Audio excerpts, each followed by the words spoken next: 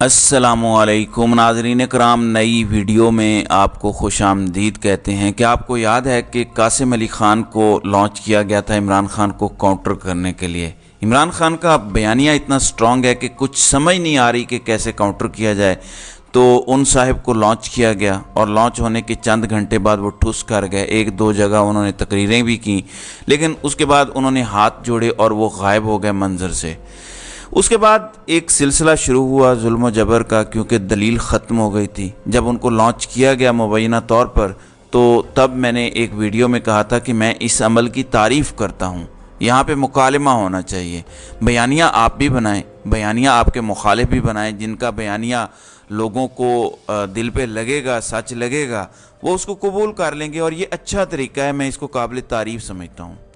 लेकिन नाजरीन, मुझे कुछ शौक़ लगा, और शौक़ ऐसे लगा कि मैंने दो क्लिप सुने। एक क्लिप में इंजीनियर मोहम्मद अली मिर्ज़ा साहब ये कह रहे हैं कि इमरान रियाज़ ख़ान ने, यानी इस्टेब्लिशमेंट के कहने पर इमरान रियाज़ ख़ान झूठे इल्ज़ामात लगाते रहे। इस वजह से जो उनके साथ हुआ है वो सफ़र इसीलिए कर रहे हैं, यानी हुब्बुल वतनी के नाम पर जो वो झूठ बोलते रहे, वही हुब्बुल वतनी उन्हें फिर आकर डस गई है। यानी ये कहने की उन्होंने कोशिश की। और ये मुझे नहीं पता कि ये नया क्लिप है या पुराना क्लिप है, लेकिन मैं आपको पॉइंट कुछ और समझाने जा रहा हूँ। यहाँ तक भी कहा गया कि इमरान रियाज़ मेरे स्टूडेंट हैं, लेकिन उनके साथ वही हुआ जो वो डिज़र्व करते हैं। यानी मैं आपको सिंपल अल्फाज में बता रहा हूँ। फिर एक और क्लिप मेरे सामने आया। मेरी जहाँ तक राय है वो शायद 6-7 महीने पुराना क्लिप है। इमरान ख़ान की गिरफ़्तारी से शायद पहले का क्लिप है, और उसमें मौसूफ़ फरमाते हैं कि इमरान ख़ान एक नाकाम इंसान है। इमरान ख़ान ख़ुद को फ़रिश्ता कहते थे। पता नहीं किस किस तरह से तारीफ़ कर दी कि इमरान ख़ान ये दावा करते थे, वो दावा करते थे। तो हम उनका मुकाबला तो नहीं करेंगे नवाज़ शरीफ या जरदारी से, हम उनको उनके दावों पर परखेंगे, और वो नाकाम इंसान है। मेरे लिए दो चीज़ें शॉकिंग थी। कुछ लोगों ने ये कहना शुरू किया कि शायद इंजीनियर मोहम्मद अली मिर्ज़ा अब मेजर मोहम्मद अली मिर्ज़ा हो गए हैं, लेकिन मैं कम अज़ कम इस पर एतबार नहीं कर सकता। मैं आपको उसकी वजह भी बताता हूँ और आगे तफसील भी बताता हूँ कि ये सूरत हाल क्या हो सकती है।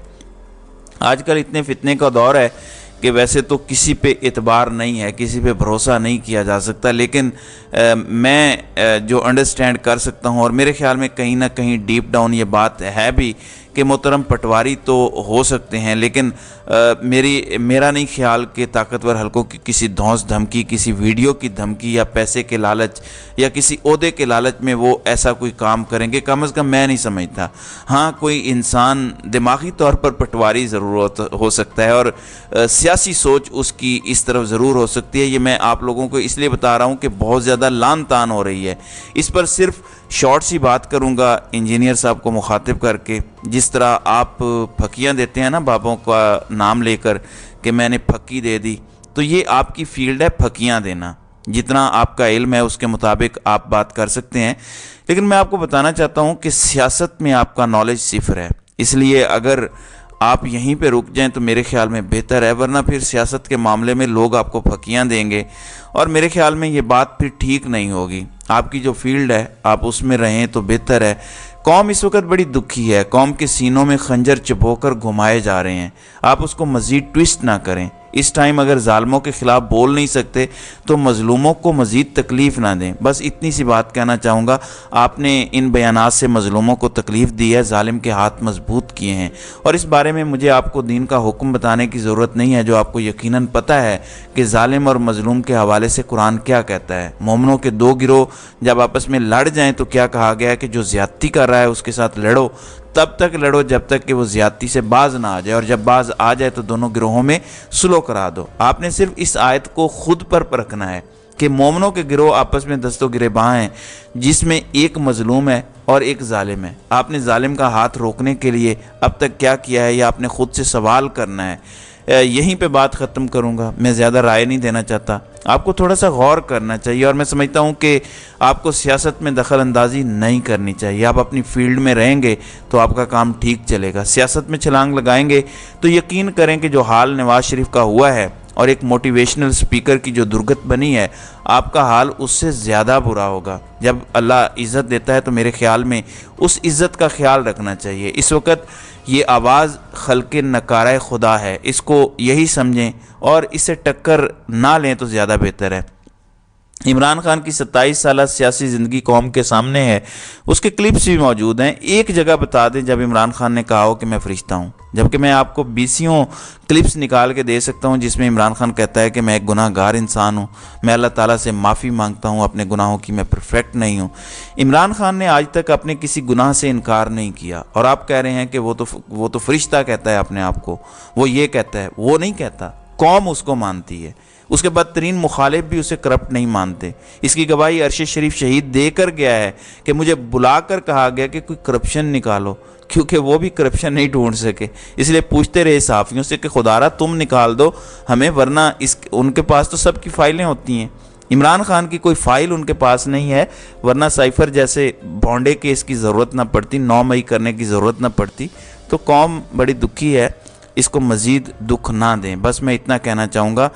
ناظرین اکرام، 9 مئی کے نام پر جس طرح سے کھیلا جا رہا ہے یہ انتہائی افسوسناک ہے۔ شہداء کی فیملیز کو زبردستی میڈیا پر بٹھا کر کہا جا رہا ہے کہ کہو فوجی عدالتیں بحال کرو، ان سے 9 مئی کے بارے میں باتیں کروائی جا رہی ہیں۔ میرا خیال ہے کہ میرا سوال ہے کہ 9 مئی کو آپ بتائیں کوئی ایک باوردی اہلکار شہید ہوا ہو، کسی کو کوئی خراش تک آئی ہو۔